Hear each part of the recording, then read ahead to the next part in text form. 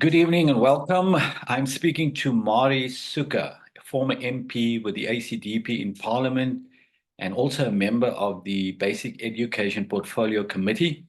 And Marie and I has an organization called Voice to Parliament, and she's written a letter to President Cyril Ramaphosa appealing to him not to sign the BELA Bill, or the Basic Education Laws Amendment Bill, because of a number of reasons. She believes, being a member of Parliament and serving in the Basic Education Portfolio Committee, that this bill is unconstitutional for a number of reasons. And so I'm going to ask Marie two questions. One, why is it unconstitutional based on the procedures that went through Parliament or didn't go through Parliament? And secondly, the danger of the content of the bill. What does it mean to parents and educators and children? So Marie Suker, welcome to the program. It's great talking to you again. Yes, good day, Errol, and to your listeners. It is a privilege to be here. Of course, I'm a former ACDP member of Parliament who served on the Basic Education Portfolio Committee, and now I am the founder of Voice to Parliament, an organization that focuses on increasing oversight and public participation in the democratic processes of the legislator.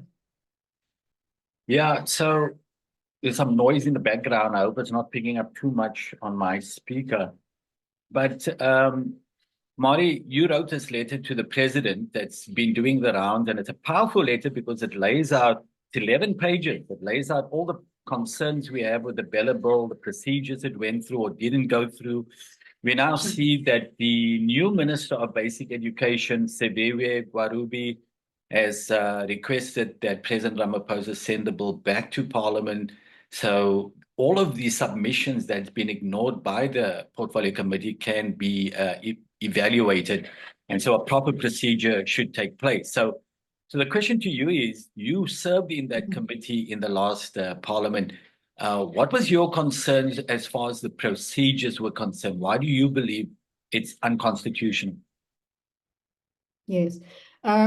Errol, so there are three things that we are focused on in terms of the procedural flaws that were made during the process of lawmaking.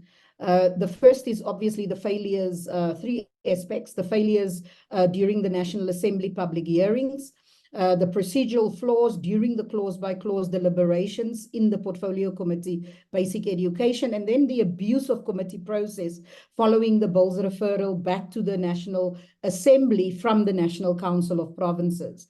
Now, for many lay people may not, and that is the first time for them to hear about, for instance, the terms that I'm going to use. I'm going to make it much more simpler, to just focus on what are the procedural flaws that I'm referring to when I speak about the National Assembly, the National Council of Provinces, and the public hearings. During the public hearings in the National Assembly, what we refer to as the lower house, or as people know, they see mostly Parliament through the procedures within the National Assembly. That is what we call the lower house, and the higher house, of course, is the National Council of Provinces. Any legislation goes first to a portfolio, first to the House, the National Assembly, to the Portfolio Committee in that National Assembly, and then it goes to the National Council of Provinces for the final process before it goes to the President. Now, in terms of the National Assembly, where I served in the Portfolio Committee, when the committee went to the public hearings, there are a number of things that has been done that is procedurally flawed. The first is, and we asked for public participation or the public hearings to be done virtually. The reason for that was because the public hearings to give greater access for people in rural, urban, in all areas, for them to participate in the processes of public participation. That did not happen, although I submitted a petition of more than 10,000 people endorsing and asking for virtual hearings to be added to that process. Why?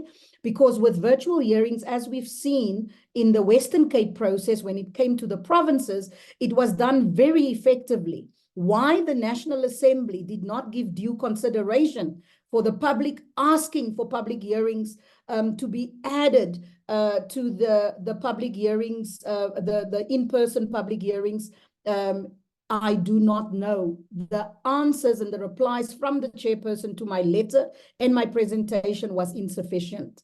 Then the public hearings, when people has made their submissions in the public hearings, we've had a number of steps that the committees has failed to do and that the parliament has failed to do. The one is people came to the hearings and they did not know what the bill is about.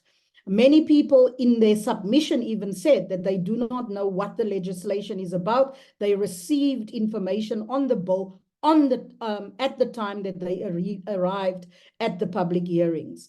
In terms of the clause by clause process, when all of the public hearings concluded and the committee now in their deliberations need to, by our constitution and part of our democratic participatory process, need to give due consideration for the inputs of the public. There were a number of things that went wrong. The first is there was the omission of public submissions by the committee where it was just omitted, and we had to insist that the committee includes, it was about 9,500 submissions that was just omitted. Second, and that they then were forced to include in the submissions.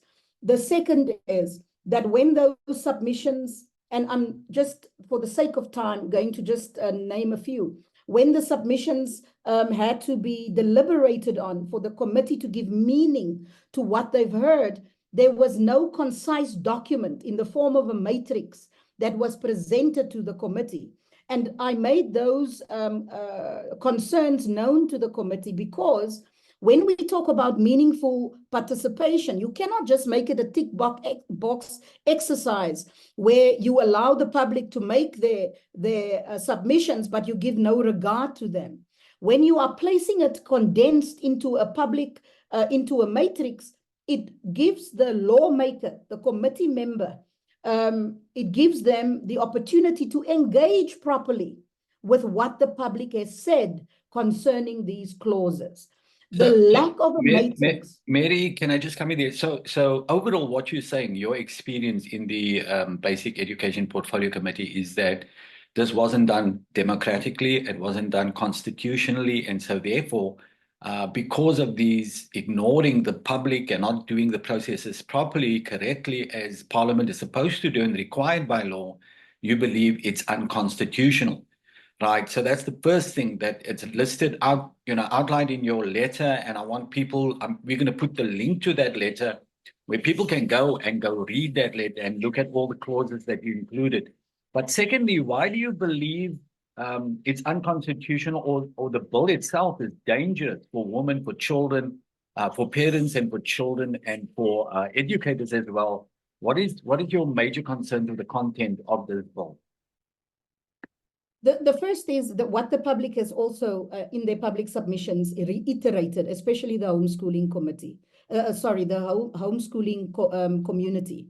And that is that the fact that the homeschooling community has made a number of submissions during the public process, one of which was that there is a lack of understanding and by officials within the department and committee members who themselves has said that they do not understand homeschooling. They don't understand a full knowledge of what homeschooling entails. And that the community asked, they don't want for homeschooling to not be regulated. They're not saying they don't want to work with the department. What they're saying is you don't know homeschooling. You have not properly engaged with the homeschooling community. I must tell you, in all of the provinces, the homeschooling community were well represented. They made a number of proposals and representations. Because of the lack of a matrix, those concerns, those proposals, and those comments were not properly engaged with. What is the issue around the constitutionality and unconstitutionality of some of the clauses? Let me say this. Where we are now, it is premature to engage around the essence of unconstitutionality of specific clauses, although I will speak on it, on some of the clauses that I have a concern with. The biggest thing for the public to know, a flawed process, the president must send it back to Parliament for the Committee of Basic Education in the 7th administration to engage with what the public saw as a violation and a usurping of their rights as parents in the education of their children, and where communities in our rural areas has made comment on the unconstitutionality of not allowing them to engage with the department when they close their rural schools, and that them not being given a reason or through the BELA Bill, the reasons don't need to be given by the department. And those communities has made it known that their rights as South African citizens and as parents are being violated by not allowing them a due process to give them reasons for them as to why their small schools are being closed. Yeah, I agree with you. There's so much concern, Marie, with this BELA Bill, and it has been since its inception, and it's still going on. So it's sitting on the president's desk. There's requests from the Minister of Basic Education and many in the public for him not to sign that bill and send it back to Parliament. So, Marie, once again, I want to thank you for the great work you have done in Parliament. We really regret you not being in Parliament in the 7th Parliament. You could have continued this great work, but be it as it may, you're doing good work with the Voice to Parliament movement, and we're going to ask people, we're going to put the link on the screen, people to endorse your letter to President Ramaphosa to send that bill back to Parliament, and then also to support the minister in also calling on the president to send the BELA Bill back to Parliament. So God bless you, Marie. Thank you for joining me once again. Thank you. God bless.